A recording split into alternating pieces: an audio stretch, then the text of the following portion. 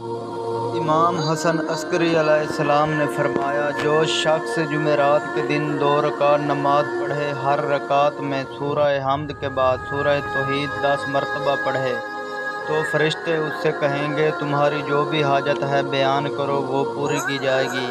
اور آپ رسول خدا صلی اللہ علیہ وسلم نے فرمایا، جو شخص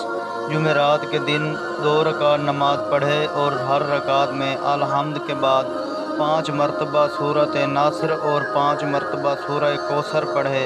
اور دن کو عصر کے بعد 40 مرتبہ سورہ توحید اور 40 مرتبہ استغفار پڑھے، اللہ تعالیٰ اس کو قیامت کے دن جنت میں ایک شہر عطا کرے گا اور 200 حور العین میں سے شادی کروائے گا،